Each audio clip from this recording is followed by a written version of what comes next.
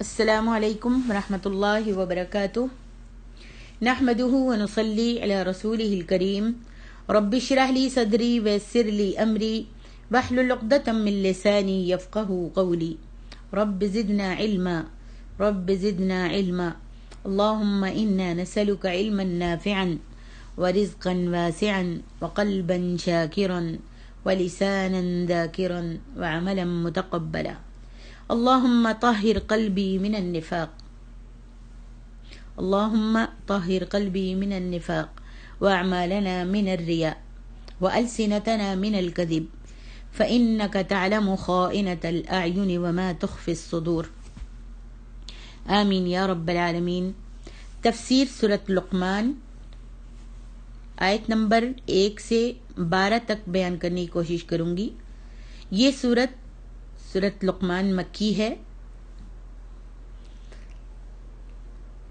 بسم اللہ الرحمن الرحیم، الف لام میم۔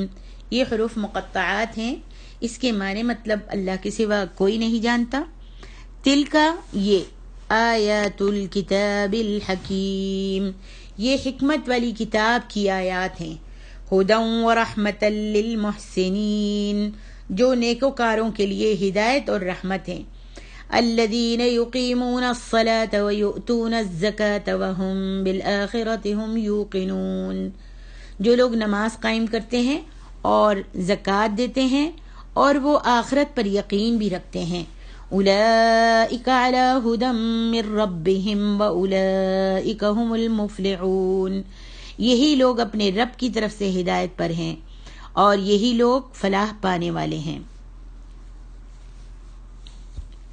اللہ سبحانہ وتعالی نے اس قرآن مجید کو نیکوکاروں کے لیے ہدایت، شفا اور رحمت بنایا ہے، اور نیکوکاروں سے مراد وہ لوگ ہیں جنہوں نے شریعت کی اتباع کرتے ہوئے نیک عمل کیے۔ انہوں نے فرض نمازوں کو بھی ان کے حدود و اوقات کی پابندی کے ساتھ قائم کیا، پھر مؤکدہ اور غیر مؤکدہ نوافل کو بھی ادا کیا، اپنے اوپر فرض زکوٰۃ کو اس کے مستحق لوگوں تک پہنچایا، اور عز و اقارب سے صلہ رحمی کرتے ہوئے ان پر صدقہ و خیرات بھی کیا۔ انہوں نے یقین کر لیا کہ آخرت میں ان کو ان کے ان اعمال صالحہ کا اچھا بدلہ ملے گا، اس لیے اس اچھے بدلے اور بہترین اجر و ثواب کے حصول کے لیے انہوں نے اللہ تعالیٰ کی طرف رغبت کی، اور انہوں نے نہ تو ریاکاری سے کام لیا اور نہ ہی لوگوں سے کسی صلے کی امید رکھی، تعریف کی تمنا کی۔ الغرض یہ وہ لوگ ہیں جن کے بارے میں اللہ تعالیٰ نے ارشاد فرمایا ہے اولئک علی ھدی من ربہم، یہی اپنے پروردگار کی طرف سے ہدایت پر ہیں، یعنی یہ لوگ بصیرت، واضح دلیل اور کشادہ راستے پر ہیں۔ وَأُولَئِكَ هُمُ الْمُفْلِحُونَ، اور یہی فلاح پانے والے ہیں، یعنی دنیا اور آخرت میں یہی فلاح پانے والے ہیں۔ آگے ارشاد ربانی ہے وَمِنَ النَّاسِ مَن يَشْتَرِي لَهْوَ الْحَدِيثِ لِيُضِلَّ عَن سَبِيلِ اللَّهِ بِغَيْرِ عِلْمٍ وَيَتَّخِذَهَا هُزُوًا أُولَئِكَ لَهُمْ عَذَابٌ مُّهِينٌ، اور لوگوں میں سے بعض وہ ہیں جو دل فریب، غافل کر دینے والا کلام خریدتے ہیں تاکہ وہ علم کے بغیر اللہ کی راہ دین سے گمراہ کریں اور اس کا مذاق اڑائیں۔ یہی لوگ ہیں جن کے لیے رسوا کن عذاب ہے۔ وَإِذَا تُتْلَى عَلَيْهِ آيَاتُنَا وَلَّى مُسْتَكْبِرًا كَأَن لَّمْ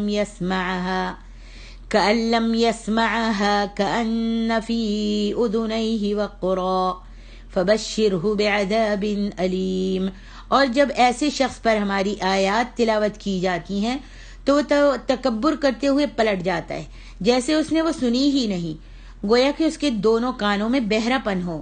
چنانچہ آپ اسے دردناک عذاب کی خبر سنا دیجیے۔ اللہ تبارک و تعالی نے شروع آیات میں یعنی بدایہ میں پہلے سعادت مند لوگوں کا حال بیان فرمایا ہے، اور سعادت مند لوگ وہ ہیں جو اللہ تعالیٰ کی کتاب سے ہدایت حاصل کرتے اور اسے سن کر فائدہ اٹھاتے ہیں، فیضیاب ہوتے ہیں. جیسا کہ اللہ تعالیٰ نے ارشاد فرمایا ہے سورۃ الزمر میں، اللہ نزل احسن الحدیث کتابا متشابہا مثانی تقشعر منه جلود الذین یخشون ربهم ثم تلین جلودهم وقلوبهم الى ذکر اللہ ذلك هدى الله يهدي به من يشاء ومن يضلل الله فما له من هاد. اللہ نے بہترین کلام اتارا ہے، ایک ملتی جلتی کتاب دہرائی جاتی ہے. جو لوگ اپنے پروردگار سے ڈرتے ہیں اس سے ان کے بدن کے رونگٹے کھڑے ہو جاتے ہیں.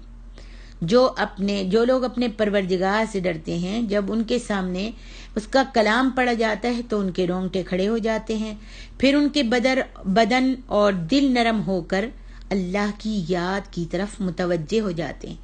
یہی اللہ کی ہدایت ہے، وہ اس کے ذریعے سے جسے چاہتا ہے ہدایت دیتا ہے، اور جس کو اللہ گمراہ کر دے اس کو کوئی ہدایت دینے والا نہیں ہے. اب اللہ تبارک و تعالی نے ان بدبختوں کا حال بیان کرنا شروع فرمایا ہے جنہوں نے اللہ تعالیٰ کے کلام کو سن کر اس سے نفع حاصل کرنے کے بجائے گانوں کے سننے اور آلات موسیقی سے دل بہلانے کو ترجیح دی ہے. جیسا کہ حضرت عبداللہ ابن مسعود سے اس آیت کریمہ وَمِنَ النَّاسِ مَن يَشْتَرِي لَهْوَ الْحَدِيثِ لِيُضِلَّ عَن سَبِيلِ اللَّهِ، اور لوگوں میں بعض وہ ہیں جو غافل کرنے والی باتیں خریدتا ہے تاکہ لوگوں کو اللہ کے راستے سے گمراہ کرے. اس کے بارے میں پوچھا گیا تو حضرت عبداللہ بن مسعود رضی اللہ عنہ کہنے لگے، وہ ذات جس کے سوا کوئی معبود برحق نہیں، لہو الحدیث سے مراد موسیقی ہے. اور اس بات کو انہوں نے 3 بار دہرایا. اور امام قتادہ اس آیت کی تفسیر میں فرماتے ہیں، ممکن ہے کہ اس نے مال کے ساتھ نہ خریدا ہو بلکہ اسے اچھا جانا ہو تو یہ بھی اس کا خریدنا ہی ہے. آدمی کی ضلالت و گمراہی کے لیے یہی کافی ہے کہ وہ سچی اور حق باتوں کے بجائے جھوٹی حکایتوں کو ترجیح دے. یہ بھی کہا گیا ہے کہ اس آیت کریمہ میں خریدنے سے مراد گانے بجانے والی لونڈیوں کو خریدنا ہے. امام ابن جریر رحمہ اللہ نے اس بات کو ترجیح دی ہے کہ اس سے مراد ہر وہ کلام ہے جو اللہ تعالیٰ کی آیات اور اس کے راستے کی اتباع سے روک دے. اور فرمان باری تعالیٰ ہے لِيُضِلَّ عَن سَبِيلِ اللَّهِ، تاکہ وہ لوگوں کو اللہ کے راستے سے گمراہ کر دے. یعنی ایسا وہ اس لیے کرتا ہے تاکہ اسلام اور مسلمانوں کی مخالفت کر سکے. وَيَتَّخِذَهَا هُزُوًا، اور اس نے اسے استہزاء بنا لیا. امام مجاہد کہتے ہیں کہ اس سے مراد یہ کہ وہ اللہ کے راستے کو مذاق بنا لے اور اس سے استہزاء کرے. اور فرمایا اولئک لہم عذاب مہین، یہی لوگ ہیں جن کے لیے ذلیل کرنے والا عذاب ہوگا. یعنی جس طرح انہوں نے اللہ تعالیٰ کی آیات اور اس کے راستے کا مذاق اڑایا، اسی طرح انہیں بھی روز قیامت ہمیشہ جاری رہنے والے دائمی عذاب میں مبتلا کر کے ذلیل و رسوا کیا جائے گا. اللہم احفظنا. پھر ارشاد فرمایا وَإِذَا تُتْلَى عَلَيْهِ آيَاتُنَا وَلَّى مُسْتَكْبِرًا كَأَن لَّمْ يَسْمَعْهَا كَأَنَّ فِي أُذُنَيْهِ وَقْرًا، اور جب اس پر ہماری آیتیں پڑھی جاتی ہیں تو وہ تکبر کرتے ہو پھر جاتا ہے، گویا ان کو سنا ہی نہیں، جیسے اس کے دونوں کانوں میں ثقل ہے، بوجھ ہے. یعنی یہ شخص جو لہو و لعب اور موسیقی میں مشغول ہے، اسے جب قرآنی آیات سنائی جاتی ہیں تو وہ ان سے منہ پھیر لیتا ہے، اعراض کرتا ہے، پشت کے بل ہو جاتا ہے اور بہرا بن جاتا ہے. اس پر کوئی اثر ہی نہیں ہوتی قرآنی آیاتیں. حالانکہ جسمانی طور پر وہ بہرا نہیں ہے، سب کو سنتا ہے، لیکن قرآن پڑھتے وقت جب قرآن اس کے سامنے پڑھا جاتا ہے تو ایسے ہو جاتا ہے جیسے سن ہی نہیں رہا، کیونکہ وہ انہیں سن کر تکلیف محسوس کرتا ہے، کیونکہ ان سے وہ فائدہ اٹھاتا اور نہ ان کی کوئی ضرورت کو محسوس کرتا ہے. اس لیے کہ اس کا دل، اس کا ذہن، اس کا دماغ، اس کے کان آلات موسیقی کی طرف ہوتے ہیں اور لہو لعب کو اور گانا اور تماشے کو وہ پسند کرتا ہے. اس واسطے قرآنی آیات کا اس کے دل پر اثر ہی نہیں ہوتا.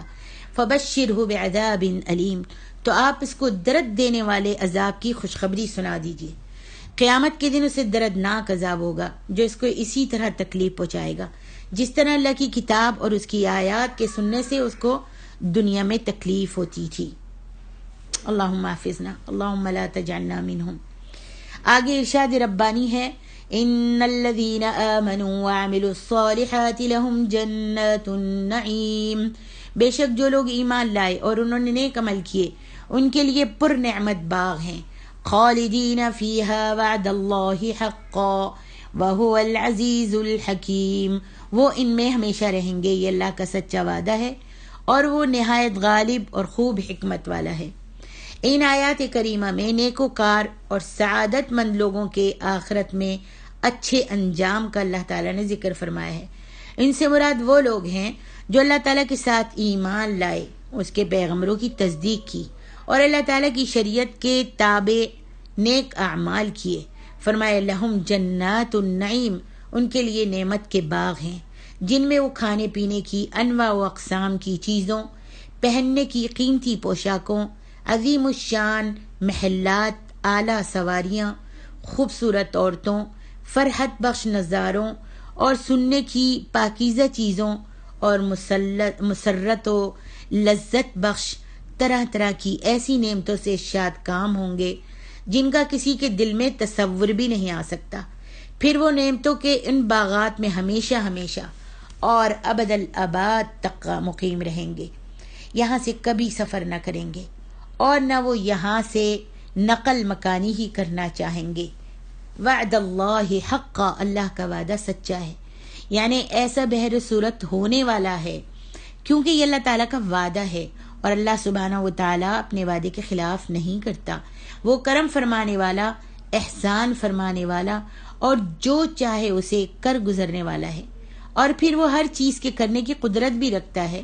وہو العزیز، اور وہ نہایت غالب ہے جس نے ہر چیز کو مغلوب کر رکھا ہے اور ہر چیز جس کی اطاعت گزار ہے۔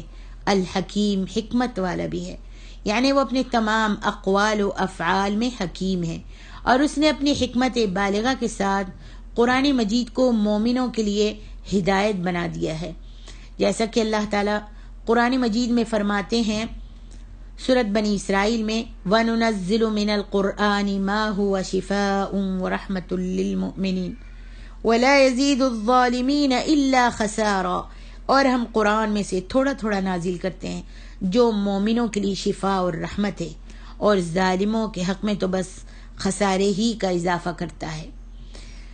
آگے ارشاد ربانی ہے، خلق السماوات بغیر عمد ترونها وألقى في الأرض رواسي أن تميد بكم وبث فيها من كل دابة وأنزلنا من السماء ماء فأنبتنا فيها من كل زوج كريم۔ اس اللہ نے ستونوں کے بغیر آسمان پیدا کیے، تم انہیں دیکھتے ہو، اور اس نے زمین میں اونچے اونچے پہاڑ جما دیے تاکہ زمین تمہیں ساتھ لیے ہلنے جلنے نہ لگے، اور اس نے اس میں ہر قسم کے چوپائے پھیلائے، اور ہم نے آسمان سے پانی نازل کیا، پھر ہم نے اس زمین میں ہر قسم کی نفیس اور عمدہ چیزیں اگائیں۔ ھذا خلق اللہ فارونی ماذا خلق الذین من دونہ بل الظالمون فی ضلال مبین۔ یہ تو ہے اللہ کی مخلوق، پھر مجھے دکھاؤ کہ اوروں نے اس اللہ کے سوا کیا تخلیق کیا ہے، کچھ بھی تو نہیں، بلکہ ظالم کھلی گمراہی میں ہیں۔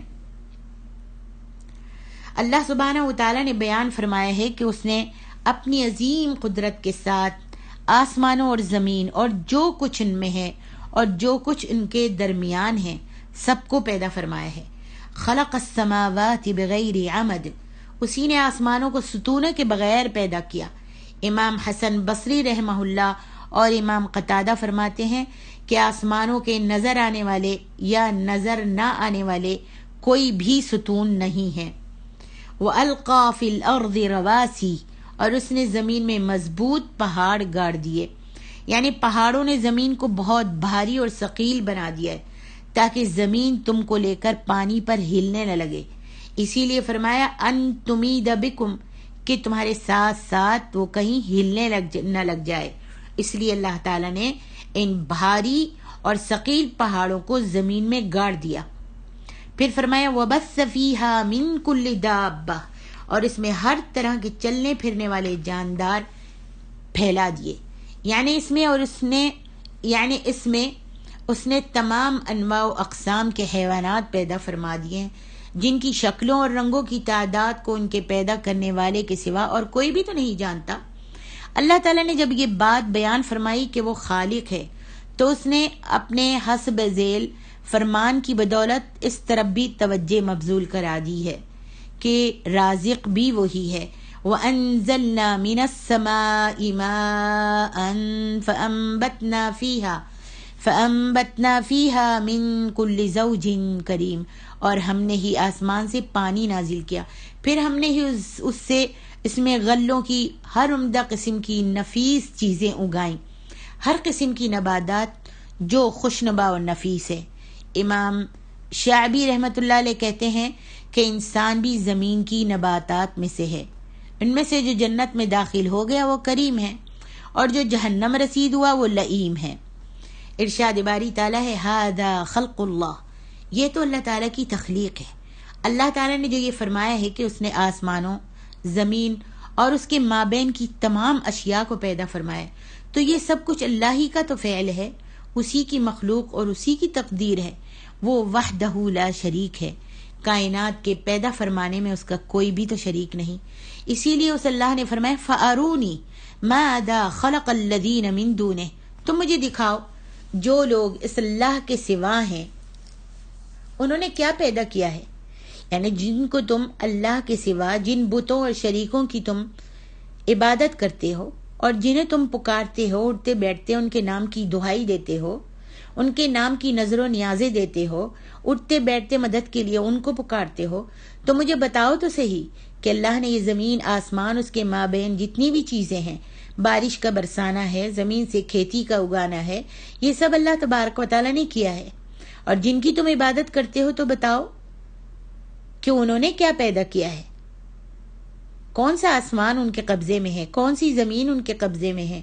بل الظالمون فی ضلال مبین. اللہ اکبر، صدقے جاؤ رب القرآن کے کہ اس نے کتنی واضح آیتیں کھول کھول کر بیان فرمائی ہیں اور اپنی نشانیاں، اپنی آیتیں بتا کر پھر اللہ رب العالمین ہر رکوع میں اور ہر سپارے کے 3-4 مقام پر اللہ رب العالمین پوچھتا ہے فَأَرُونِي مَاذَا خَلَقَ الَّذِينَ مِن دُونِهِ، مجھے بتاؤ جن کو تم اللہ کے سوا اٹھتے بیٹھتے پکارتے ہو، ان کی پوجا کرتے ہو، ان کو اٹھتے بیٹھتے ان کے نام کی دعائیاں دیتے ہو، تو بتاؤ انہوں نے کیا پیدا کیا ہے، کیا بنایا ہے، کس چیز میں ان کا اختیار ہے.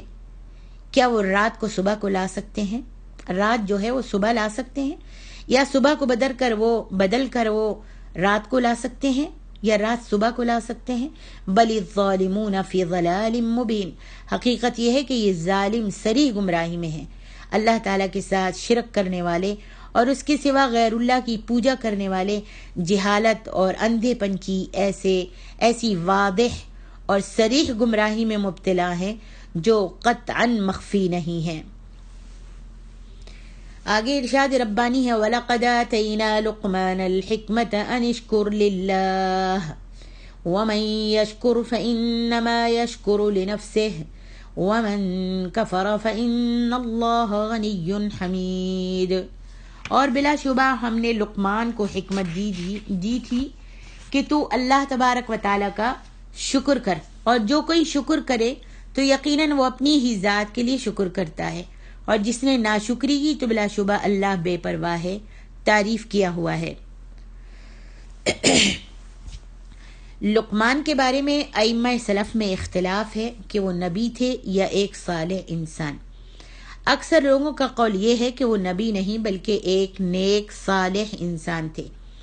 امام سفیان ثوری نے اشعث سے، انہوں نے اکرمہ سے اور انہوں نے حضرت ابن عباس رضی اللہ عنہما سے روایت کیا ہے کہ لقمان ایک حبشی غلام اور نجار تھے، اور عبداللہ ابن عباس رضی اللہ عنہما سے روایت ہے کہ میں نے حضرت جابر بن عبداللہ رضی اللہ عنہما سے پوچھا کہ لقمان کے بارے میں آپ کو کیا معلوم ہے؟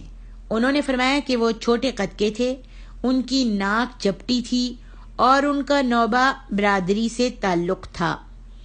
یحییٰ بن سعید انصاری نے سعید بن مسیب سے روایت کیا ہے کہ لقمان کا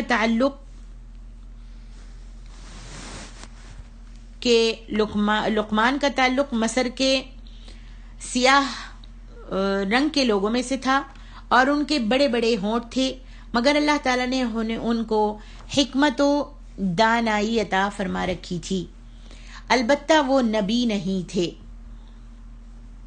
اور امام اوزاعی کہتے ہیں کہ مجھ سے عبد الرحمن بن حزملہ نے بیان کیا کہ ایک سیاہ رنگ کا آدمی آیا جو حضرت سعید بن مسیب سے کچھ سوالات پوچھ رہا تھا۔ آپ نے اس سے فرمایا کہ اس وجہ سے غم نہ کریں کہ آپ کا رنگ سیاہ ہے۔ 3 بہترین انسانوں کا تعلق سوڈان سے تھا، ایک حضرت بلال اور دوسرے حضرت عمر بن خطاب کے مولا یعنی خادم، اور تیسرے حضرت لقمان حکیم جو سیاہ رنگ اور نوبہ کے باشندے تھے اور ان کے ہونٹ بھی بڑے بڑے تھے۔ واللہ اعلم۔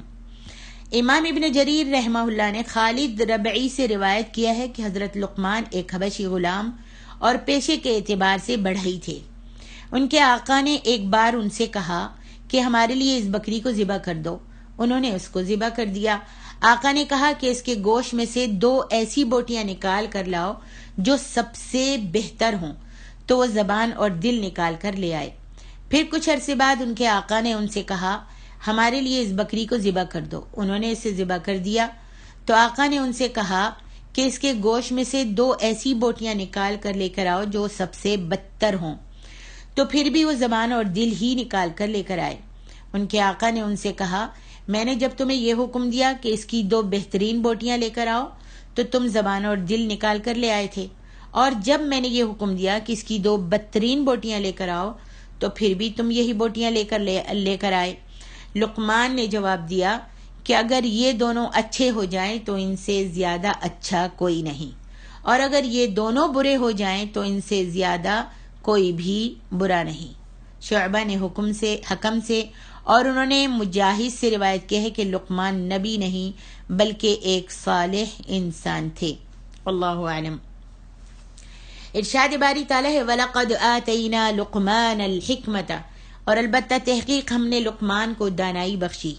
حکمت سے مراد فہم، علم اور خوابوں کی تعبیر میں مہارت ہے۔ انشکر للہ، کہ اللہ کا شکر کرو، یعنی ہم نے انہیں حکم دیا کہ اللہ تعالیٰ نے ان کے ہم جنس اور ہم عصر لوگوں میں سے انہیں جس فضل و شرف سے نوازا ہے اس پر وہ اللہ تعالیٰ کا شکر بجا لائے۔